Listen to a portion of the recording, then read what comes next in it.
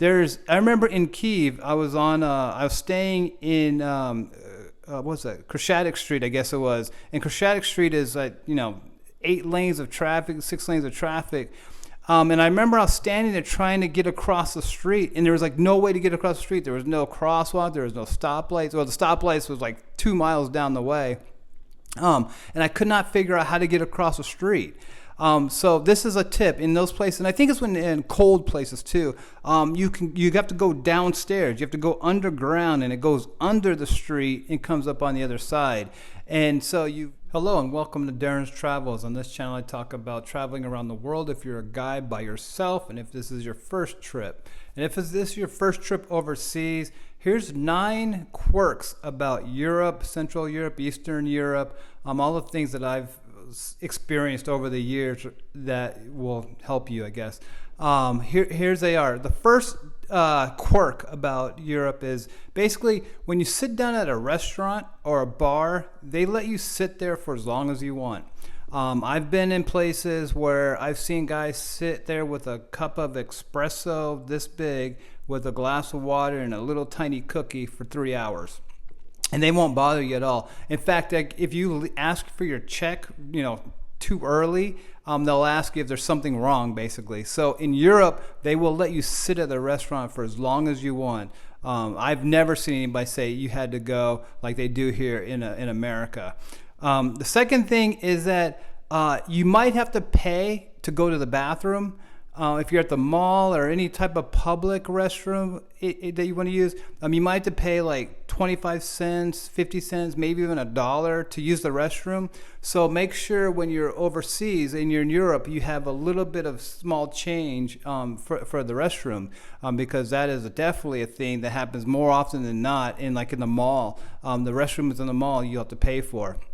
Sometimes there's a machine that you put your money in, or sometimes there's like some lady standing there that you have to pay in Europe. So that's another quirk about Europe. Another thing is when you order food, especially at the food court, you have to pay for ketchup, barbecue sauce, maybe even mustard. I can't remember, but definitely barbecue sauce and ketchup. You have to pay for, and you have to order it too when you want it with your fries or whatever.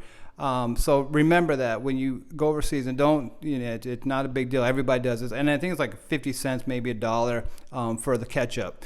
So that's another quirk of Europe. Another thing is the museums. If you want to go check out a museum, most of the museums are closed on Monday.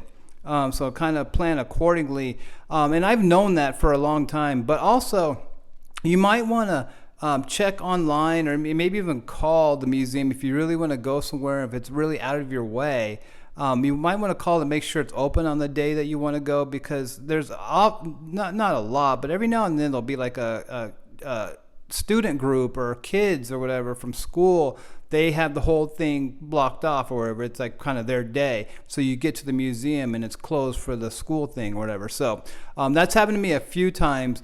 And that wasn't on Monday, because I knew Monday it's closed, but then this is like a Thursday or whatever. So anyways, check if you want to go to a museum real bad, make sure that it's open on the day that you want to go.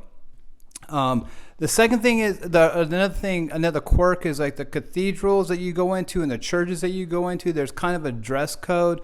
I think that the girls anyway have to be modestly dressed or whatever. I was in Kharkiv, and I remember I wanted to go into a church, I guess, with one of my friends, and she said that she couldn't go in because of the way she was dressed, and I had to go in there by myself. So there's kind of a dress code going into these churches and cathedrals around the world. But for guys anyway, there's a time I think you couldn't go in wearing shorts, but I've seen people in shorts in places before, and so I'm not sure how strict it is now, but you can't go in wearing shorts, or you couldn't anyway. I don't know if you can now. And same thing like a baseball cap or whatever.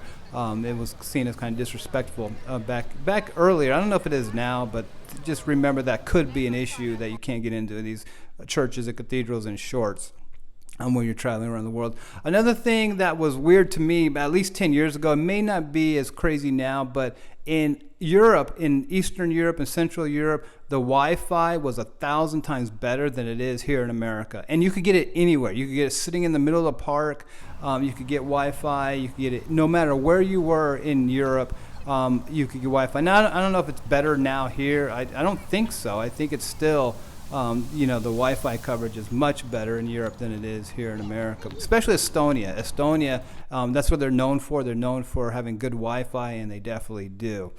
Another thing, and this was kind of funny, and I put this in a video, it's in one of my shorts for sure on this channel. As far as like if you're overseas and you're in a big city and you're trying to get across the street, I remember in Kiev, I was staying in, what was that? Crescent Street, I guess it was. And Crescent Street is like, 8 lanes of traffic, 6 lanes of traffic.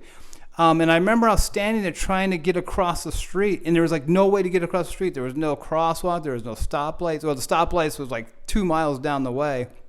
And I could not figure out how to get across the street. So this is a tip in those places, and I think it's in cold places too. You have to go downstairs. You have to go underground, and it goes under the street and comes up on the other side. And so you look for the stairs somewhere, and there was stairs, when I was in Kiev. You go downstairs, you go down, and you go underground, and you come back up the other side. And underground, as you're passing through, there's like shops and gift shops, kind of like the airport, kind of.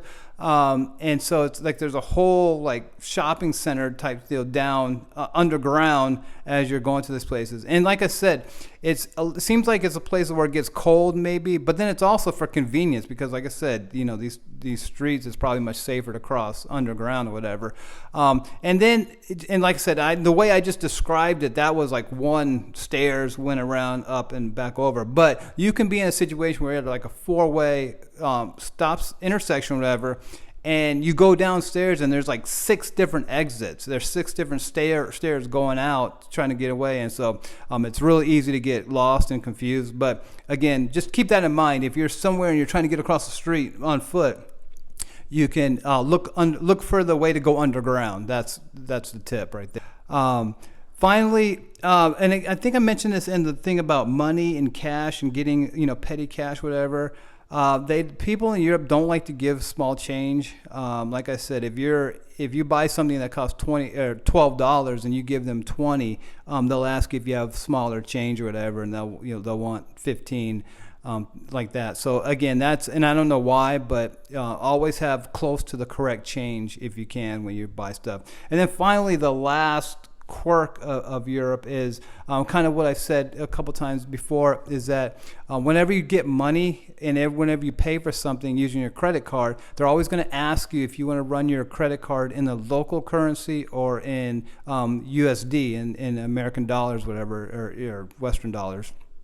Always run your credit card in the local currency. That's going to give you a better rate of exchange, and it's not going to give you the fees and all that. So run your credit card in the local currency.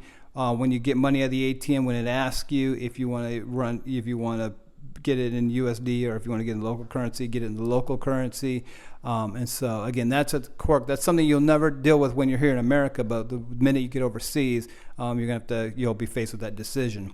So anyways, so hopefully those like 9 quirks help. You probably have known some of them already, but those are just some things that I noted from traveling for 20 years that I thought were kind of weird.